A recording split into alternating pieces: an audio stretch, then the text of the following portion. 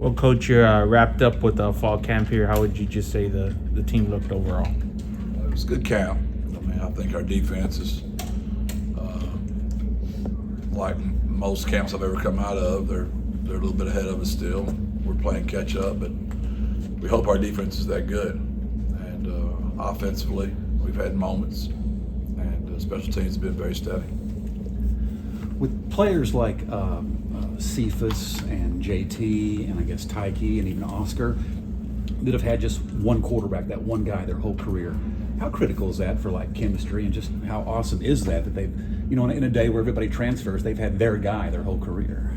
Yeah, I think that's really important. And it also, you go back to when we first started here, just meshing all that together, the struggles we had offensively.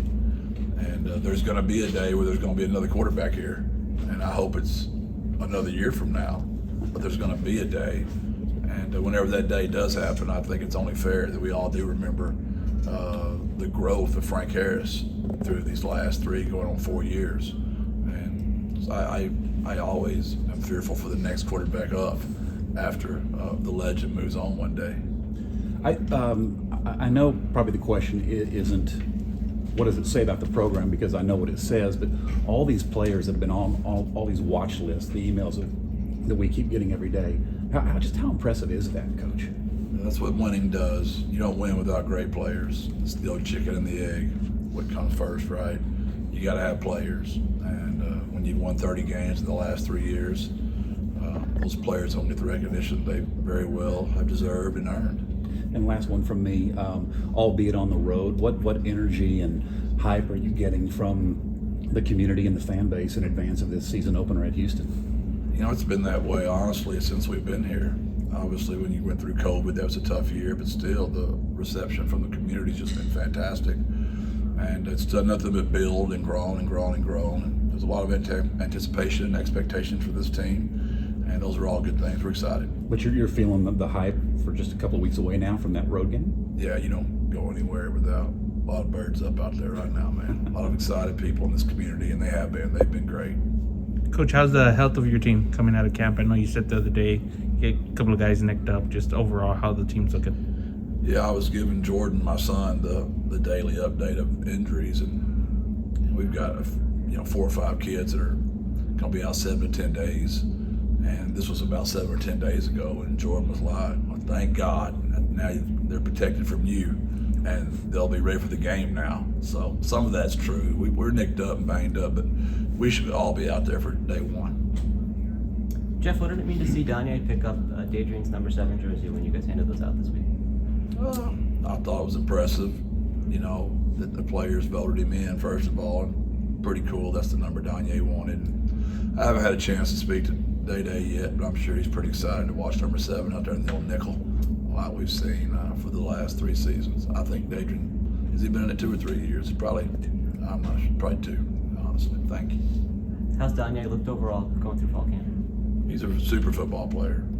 It's very similar to Dadrian's story. I mean, he's a really good football player that's had to mature and grow up. And the hardest thing for Danye now is Dadrian's not here anymore to slap him on the back of his head. And now Danye's got to do it himself, right? So I literally have brought Danye in a couple of times and said, do you need me to call Dadrian? And he's like, no, Coach, do not do that. Do not call him. He's got too much on him. I'm like, does he have really too much on him right now, or you just don't want Big Brother to know? How about Brandon Manderson, another guy coming back from an injury situation and getting back into the swing of things in fall? What have you seen from him? Just always his dynamic ability to make plays and explosiveness. Very smart player, great player right here out of Brandeis in San Antonio. And excited to watch him get voted back in the 3. And I know he's very frustrated last year, that season-ending injury. So I think he'll be really good this year. How's the atmosphere in general with the new season? Sorry, one more time. How the atmosphere inside the team? Yeah, we're kind of veteran, but we're not. We're experienced, but we're not. There's certain areas where we're really experienced, and there's certain areas where we don't have experience. So it's kind of a blend of. It's been difficult, to be very honest with you, because when you're all really young, like when we first got here, you just play them all out there, and then the next year they were all returning, so you didn't do much with any of them. Now this year we've got, kind of like last year, we got blended of how many kids are returning and how many kids are gone, and it's just that fine line that you're always pushing as a coach to make sure you're ready for game one. But our kids are excited. And I've got a few buddies in the business that we speak, and everybody's in the same spot right now. It's just, what do you do when week 3 of fall camp? Everybody else in the country is scrimmaging, and we're still banging on each other. We're tired of doing that. We're glad fall camp's over, because you got to understand these kids are, we're working on UTSA all the time, and they're ready to get to work on Houston. Jeff, you guys scrimmage today? How did the team look? We were okay. I mean, we had a penalty on a really good opening drive, killed that drive. Had a drop post pass that was frustrating. We dropped a fly in the hole, that was frustrating. We had a bad snap. We had a fumbled catch, and it was to make us all bad for them. We had a lot of dew on the ground today. As a head coach, I should have had somebody out there knocking that off that grass, but we hadn't had much dew this year for some reason, but we had a lot of it today, and got a lot of work on the wet ball drill today. I'm sure that'll come into play probably in November. With you having a scrimmage today, obviously, then you've got to go look at tape. So all of your ones have not been decided for week 1. Is that a safe assumption at this point? Or do you think you kind of have everything set, maybe 1 or 2 guys that you'll make a decision here within the next week? We probably had a couple of guys that lost their one job today. They'll find out about it Tuesday. Maybe some guys that thought they were going to be ones that, I told the guys the story today. I remember I had a really good basketball game. One of my best friend's grandmas came up. She told me, I'm worried about you. I was a sophomore. She said, I'm afraid you're going to start smelling yourself. And I'm like, what you mean smelling myself? She's like, you better start thinking, don't stink. And I got a few guys that, they think they don't ever stink. They need to smell themselves a little bit and take a bath. They fix to be a 2. And Bobby Knight said it 30 years ago, AOB. That's the only thing that motivates a young man. You can figure out what the A stands for. The O and the B stand for on bench. Jeff, I think some of the collectives are having a kickoff luncheon next week. Just how important is that to the team and just raising funds for NIL? Yeah, it's huge. I mean, it's just it all goes back to our program, and we got all 112 players going to be there, and it'd be lonely if only 40 of them get a table and 80 of them got to sit by themselves. So I hope you'll donate to that, buy a table, $200 a ticket, $3,000 a table, and I know that's expensive, but it all goes to our football program, so we'll be very grateful. Very excited about that this Friday at lunch down at the Marriott Riverwalk. Jeff, we were talking to Brandon Brown recently, and he said Tremaine Bell put on some weight since last year. Do you see a difference, and how does it impact his play? Yeah, he's thick. T-Bell's thick. He's a veteran, been here for a long time, always makes plays, very well respected by his teammates. Big fan of T-Bell. Met his sister this summer. I was at Chips and Queso, or Turkey and Keiko, whatever you say, and I'm out in the water, and this girl had the most beautiful fingernails. Told her she had some beautiful fingernails. Asked her where she's from. We started talking. She knew I was from San Antonio. She said, hey, my brother plays football for San Antonio. I'm like, really? Which team? The Roadrunners. I'm like, I coach the Roadrunners. Who's your brother? She said, Tremaine Bell. I'm like, I know your brother really well. So I met his sister. Hello, good to see you again. We also, Rashad Wisdom, all the way back at the conference media day, said that he feels like he's in the best shape that he's been in since he's been here. Physically and mentally. Do you see a difference? How has he kind of changed? He's in a good spot. The pressure killed him last year. All the stuff about draft, NFL, the talk, it just really got to him. And then he got injured. So he's in a pretty bad way last year. And this year he's being where his feet are. He's enjoying the moment and not letting all that outside noise get to him. And I'm really happy. That's a maturity that all of us in life need to go through, and Rashad's in a good spot right now. He was the last one out of the pool yesterday.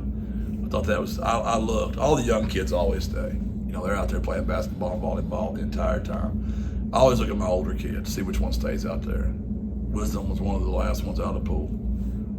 Bentley is another interesting guy, obviously coming in last year and moving to tackle. It seems like he's more at guard this year. Where do you see him fitting into things for you guys? Yeah, using the word interesting to describe Bentley is very appropriate. Just a massive human, massive hands, strong, physical, really bailed us out behind last year playing tackle, and he's going to be really good. And he's back in more of his natural position. But if we had to put him back out there, we would. But we're a big fan of Vendog. Sweet kid. He's massive and big and strong as he is. He's as kind of human you'll ever be around. Tyke coming back this year is another guy you've been critical of in the past with some of the off the field stuff. How is he handling that at this It's stage? all of his career? gone. There's none of that. It's all on the field now. That's literally, he's the sweatiest human being in the entire world. I mean, we need to change his clothes after every possession, not to mention halftime. Man, it's a sweat machine. I think he calls 6 of the slippery balls a day just by whenever his hands are on it, he just destroys the football for the next play. But he's great off the field. No issues. Literally, he's just a sweat machine. Any difference in terms of maybe sensing an opening now with Zakari out of the picture? There's no doubt. He knows he's the guy out there, and he's excited about that. And he's going to produce. If we can get him to play more than 30 snaps, if he's not dehydrated, we might need to walk around with just a straight, whatever that thing is they put in your vein there at halftime. We might do that with him after every possession. What's that called, JJ? IV. Yeah, that word, IV. Jeff, you attacked this week like a mock game week, or how do you guys? Yeah. Exactly. This will be, they start class Monday. So Tuesday will be prep. Monday will be, install for us. Tuesday will be, play shells. Wednesday probably be full. And Thursday we'll go helmets. Friday be walkthrough like in the game. Saturday we'll mock it up. Sunday, it'll be a normal Sunday. So we're in game mode now. That means no more smiling from me and a lot of worrying. Jeff, I wanted to ask you about Josh Cephas. Obviously, he has an off-the-field situation he's dealing with. How has that impacted his preparation for the season? How have you seen him handle that circumstance? We dealt with it back in December. He was very honest and transparent back then, so I got in front of it with his punishment. And we don't, obviously he knows there's going to be more eyes on him, more pressure, being voted back in the 2. He was torn on all that decision, whether to keep the 2 and, go back to 12, and then that knocks Eddie Lee out of his number. And is it fair for Eddie Lee to be out of his number?